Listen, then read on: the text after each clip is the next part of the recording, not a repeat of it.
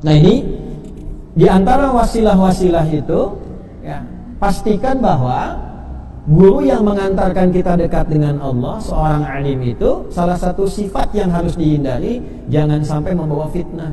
Jadi ada tipikal guru yang bawa fitnah. Hati-hati. Ini ada isyaratnya, kalau disebutkan pasti terjadi. Ya. Apa cirinya di antaranya? Kita sebutkan.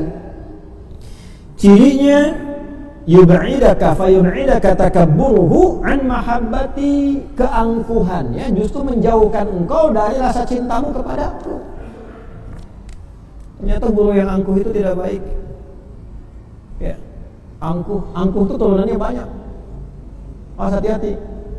Ya, batarul haqqi wa ghamtun nas. Ada sifat angkuh yang pertama itu menolak kebenaran. Ya. Dikoreksi dengan yang benar, dia masih menolak. Bukan pada alternatif yang hukumnya bisa memilih, seperti kunut. Tadi kan Ustaz Zaki nggak kunut, Ustaz Amir kunut, ya kan? Dua-duanya ada dalil. Ya, begitu disampaikan, Anda nih nggak kunut, dalil kunut begini-begini, dijawab, saya menggunakan yang ini. Nah, itu bukan anti kebenaran. Ya, menyampaikan keluasan ilmu pengetahuan supaya fleksibel digunakan. Tiba-tiba yang kunut, yang tidak kunut misalnya mengoreksi, kenapa Anda kunut? Harusnya tidak kunut, begini-begini, ditunjukkan riwayatnya. Oh, kunut itu begini, Anda yang tidak kunut begini dalilnya, saya menggunakan dalil ini. Nah, itu bukan menolak kebenaran namanya. Ya, itu mudzakarah, saling mengingatkan. Fadzakir fa inna dzikra tanfa'ul mu'minin. Bermanfaat bagi orang beriman. Nah, jadi bagi yang kemudian belum tahu dapat wawasan, yang sudah tahu tidak jumawa.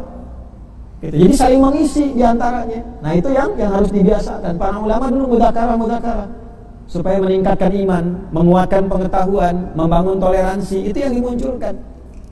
Nah ada sifat yang kedua itu. Yang lain salah semua, yang benar harus di sini. Nah, itu takabur namanya. Gak boleh ngaji sama yang lain, bisa salah nantinya. Nah ketika guru yang mengatakan demikian salah, siapa yang mengoreksi? Kan repot.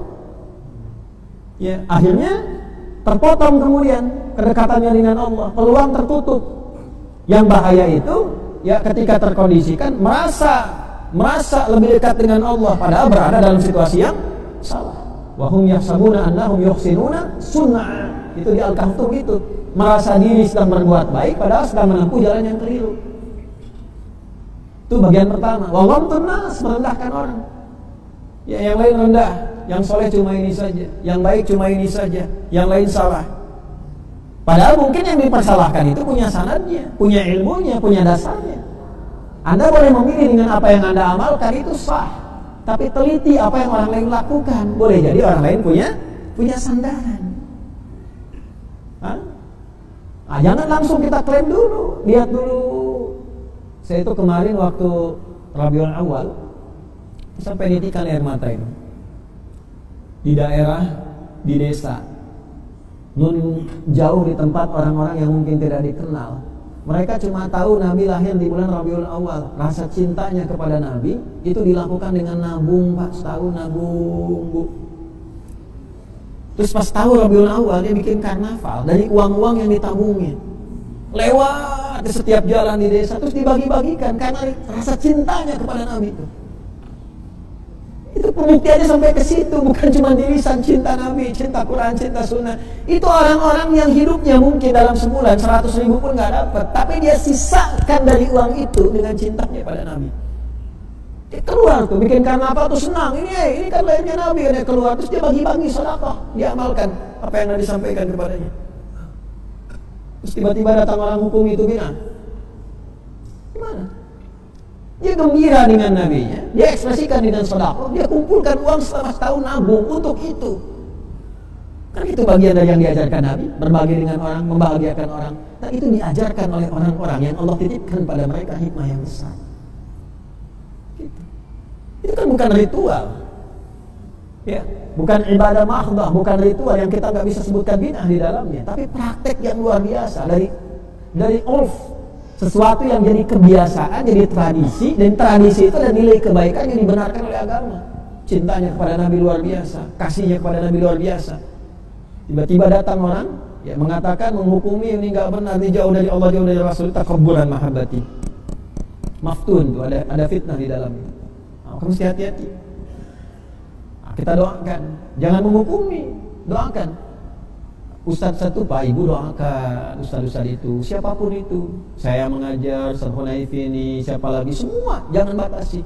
Doakan supaya Allah ikhlaskan, Allah mudahkan hidupnya, Allah sabarkan, karena tidak mudah jadi ustadz itu. Ya, bersih, supaya hatinya bersih.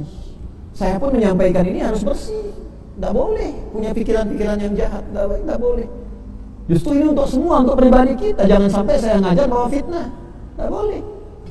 Ya, ini justru yang disampaikan oleh Allah sejak era Nabi Daud. Hati-hati, akan ada seorang alim ya membawa fitnah dalam hidupnya dan disifati kemudian dengan kalimat yang dahsyat. Perhatikan, ulaika qutta'ut thariq ala ibadi. Mereka itu pembegal dari kesolehan hambaku. Begal amal soleh disebutnya itu. Ini bahasa riwayat itu. Nah, maka hati-hati. Orang ngaji Quran sebelum subuh, pakai speaker dia bacain. Bid'ah itu, misal contoh ya, bid'ah itu enggak boleh. Cek dulu, Masya Allah. Ketika dilihat, oh ini ada sanadnya. Abdullah bin Mas'ud radhiyallahu ta'ala anhu baca Quran menjelang subuh 50 ayat, ya. Baca istighfar, banyakin sholawat sama Nabi. Kan istighfar sebelum subuh itu ada di Quran surah ke-51 ayat ke-18, wabil asharihum yastaghfirun. Cuma dulu kan gak ada mic, tapi sahabat lain tahu karena dengarnya bacaannya kencang. Makanya Nabi komen, kalau engkau pengen tahu jarak antara adanya Abdullah bin siapa? Abi Umi Maktum dengan Bilal bin Rabah, maka ukurannya bacaan Qur'annya siapa? Abdullah bin Mas'ud radhiyallahu ta'ala anhu. Ditanya berapa ukurannya? Qadra 50 ayatan. Saking dekatnya dengan Quran, jawabannya semua Quran. Saking dekatnya dengan Quran, jawabannya semua Quran. Ya. Saya tanya nih, kalau imsak ke subuh berapa menit ya? 10 menit ya? Nah, Anda jawabnya masih pakai menit. Ini orang Quran, jawabnya pakai Quran. Oh, jaraknya kira-kira 50 ayat lah kalau baca Quran. Ya. Ustadz Adi dari rumah di situ di Galaksi ke sini berapa ya jaraknya? Ya kurang lebih ya ala-ala lah sama ala-ala sama Al-Rasyah. Anda berapa kantor jauh nggak? Ya kurang lebih Al-Baqarah lah gitu. Nggak bisa gitu nggak? Oke? Canda. Ukuran PC berapa? Ya yukhadi'unallaha walladzina amanu, ya kan? Anak berapa? Ulaika 'alal ladzina ulaika ya ala hudan min rabbihim wa ulaika humul muflihun. 5 gitu. Istri alif lam mim. Ya kan? Ada rencana poligami ya sadaqallahu alazim. Hari-hari kita gitu tuh ringan. Baca Quran. Sanadnya nyambung. Ada orang baca Quran disebut tahrim sekarang kan? Ya, tahrim harama yuharrimu tahriman. Maksudnya apa? Kalau itu sudah nyala, yang lain selesaikan. Jangan kerjakan, berhenti dulu, siap-siap dulu sholat mau dilakukan. Itu sanadnya ada. Ya. Tapi kan pakai mic, ya ente aja ada yang pakai mic. Ya kan sama, mic kan wasilah saja. Terus kalau Anda adan pakai mic nggak salah, kenapa dia ngaji pakai mic salah? Yang salah itu dilakukan di waktu yang tidak tepat, digunakan di komunitas yang tidak biasa. Anda minoritas, cuman 3 rumah, ada musola, yang lain mayoritasnya non muslim, tuh kan? Tiba-tiba Anda ngaji sebelum subuh. Itu di tempat yang salah namanya.